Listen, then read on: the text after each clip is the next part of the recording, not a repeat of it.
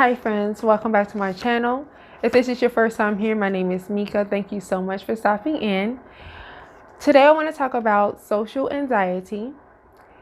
As a disclaimer, I am not a healthcare provider. I do not do counseling or therapy or anything along the lines that deals with mental health. But I wanted to talk about social anxiety because I know that anxiety is very real. A lot of people, including myself, have some sort or kind of anxiety. But social anxiety, I feel like it's one of the real big ones when it comes to life, because we're always constantly speaking to other people, engaging with other people. So I feel like it's just something that needs to be talked about, and just sharing some experiences. And I came up with 6 different tips to help you to get through social anxiety, or how to deal with and manage your social anxiety. So I want to talk about my 6 tips, but first we're going to start off with what social anxiety is. Social anxiety is a chronic mental health condition that causes irrational anxiety when interacting with others. Does that sound familiar to you? Do you feel anxious when talking to people? Do you feel really nervous? Well, if you do, you're not alone. There's a lot of people in the world that's gone through this. And I used to be this person. Throughout my high school years, I suffered with it really, really bad. So I just want to talk about it. Social anxiety can stem from so many different things. You'll be amazed. Abuse, being neglected, having controlling parents or controlling husband or wife or relationship partner in general. Even you can be an adult and develop social anxiety from your children. If your children are disrespecting you, if they're not listening to you, you can fall into this way of protecting yourself. Fall into this security blanket of social anxiety. It's kind of where you just shut down around other people. You don't feel safe. It's something in you that's telling you not to feel safe, and you worry a lot, and you get really nervous around other people. You get anxious about what they're going to say or what they're going to do. It can come from childhood, it can come from teenage years, young adulthood, old adulthood. People can develop this at any time, but it's most commonly developed in your childhood years. Usually children suffer from social anxiety when they're being teased or bullied, or of course if they're going through abuse, or if they have parents that constantly tell them to shut up or not to speak, and they can't really think for themselves because their parents are controlling their thoughts and things like that. They get this social anxiety.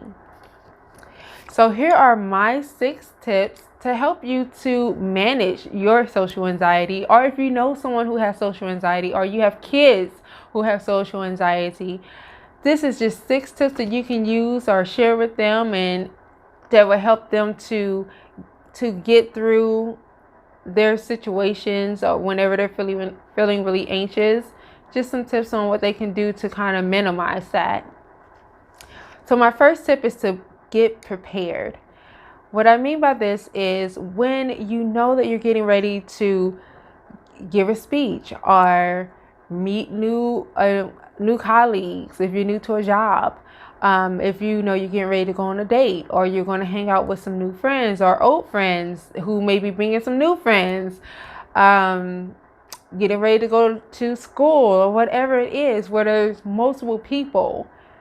That's where social anxiety peeks up its little ugly head and makes us feel afraid and feel like this big, if you let it.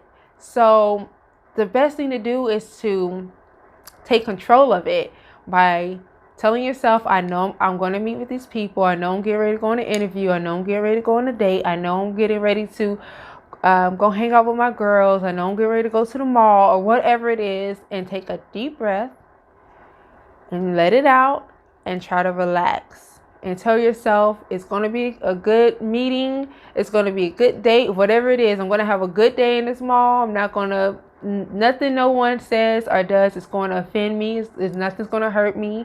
I'm responsible for my own feelings and take control of it. My second tip is to not overthink. I'm sure that thousands of people have this problem. I have it still.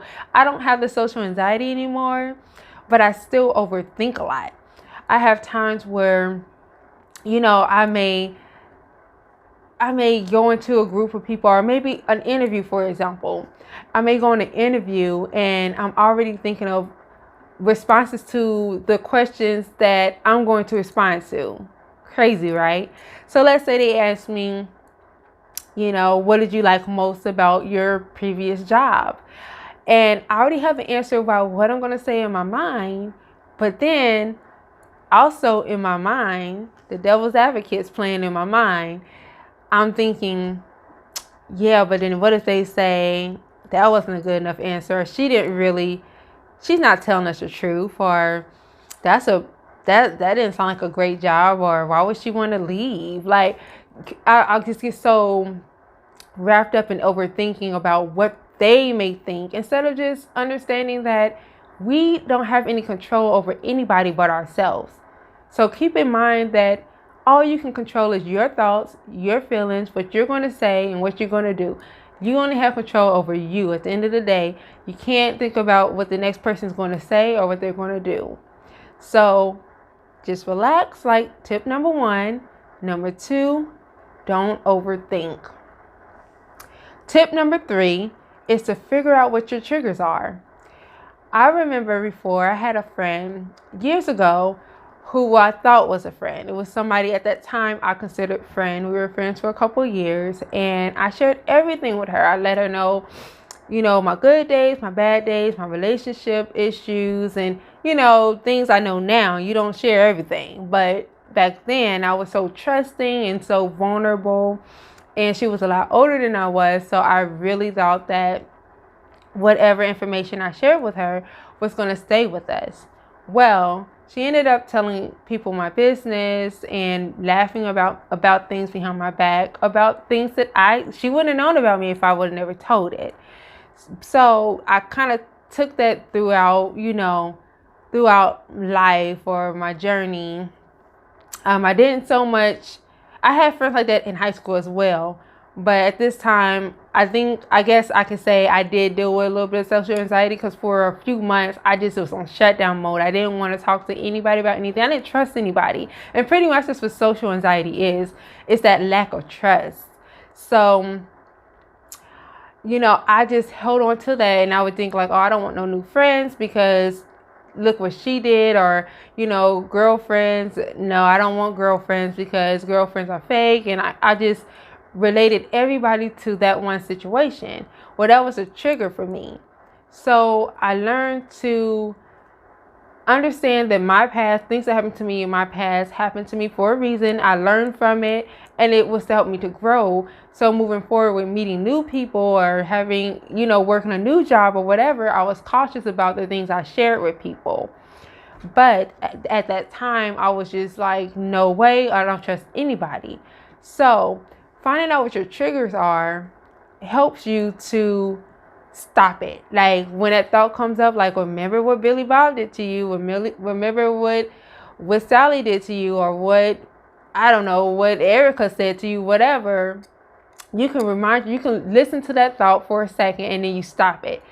No, that's what happened to me back then. This is somebody new. This person has nothing to do with that person from my past. Now, if this person shows me a reason to believe that they may be like that person from my past, and I'll just put them in my past as well.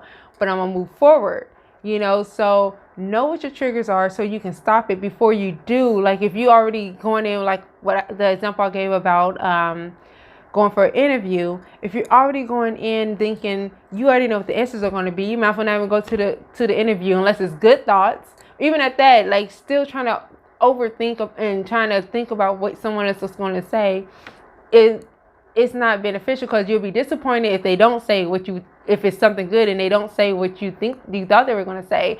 And then you'll be freaking yourself out and anxious if you think that they're going to be thinking negative.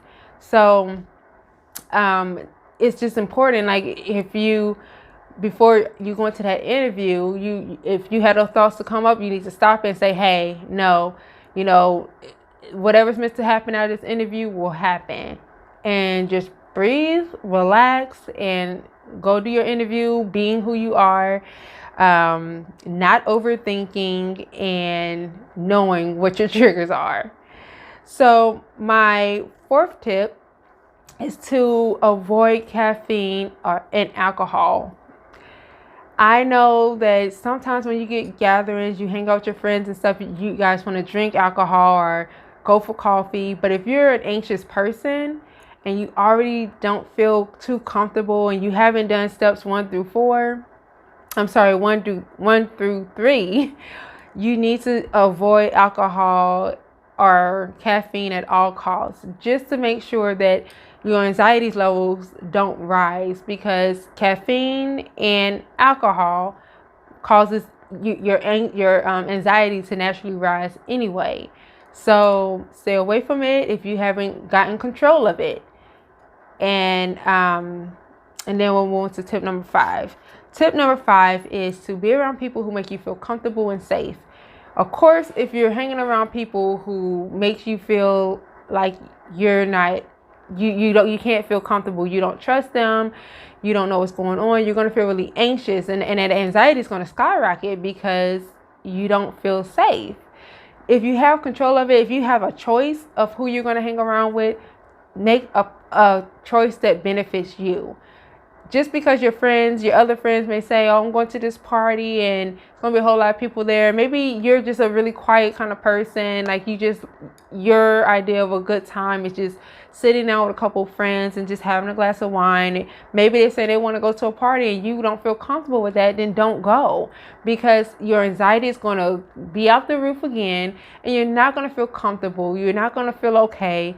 And it's just going to cause you to withdraw and shut down, and you'll be right back in that bubble where you're trying to put yourself into a little box, trying to wish you wasn't even there. So when you're trying to get out of this social anxiety, you want to gradually put yourself out there, but make sure that you're comfortable with it and that you feel comfortable and safe around the people that you are going around. Tip number 6. Tip number 6. We're on tip number 6 already, guys. So tip number 6 is to accept who you are. Be proud of who you are. Know that you're unique. Know that you're perfect. Know that the people who are meant to love you and enjoy your company are going to be there and love and enjoy your company. And for the people who don't, that is okay. Everybody's not going to like you. You can't force everybody to like you. And it's definitely okay not to have everybody like you anyway, because you're not gonna like everybody. So be fair and realize that the people who are meant to be around and meant to enjoy your personality and meant to enjoy the way you talk and the way you laugh and all that stuff are gonna be there.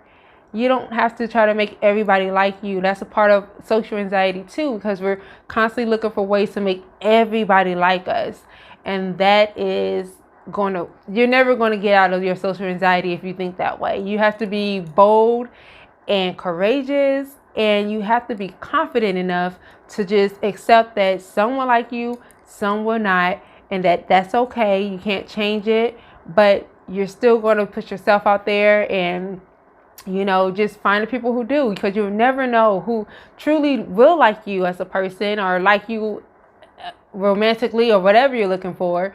You'll never know if you don't put yourself out there. So know that you are important, and before you go into crowds of people or around people or meeting people or whatever, keep in mind that you are just as important as those people, So regardless of all the negative thoughts that's going through your head, shut it out. Because at the end of the day, you're just as important as those people. They're no more important than you are. So don't be afraid if they like you or not. Don't be afraid of what they're going to say. It doesn't matter. You are important. You have to know it for yourself. You have to believe it for yourself, and you're going to be okay. I hope that these tips helped you. If you have more that you would like to add, please do so. I'd love to hear you all's thoughts. Post it in the comment section below. Ask questions, continue the conversation, give more advice, share my video, like my video, subscribe to my channel. That'd be great if you like, and it'll help me out a lot. I just want to help as many people as I can, but I really do hope that this video helps somebody and that you are in agreement. If not, like I always say, please let's talk about it. Until next time, bye.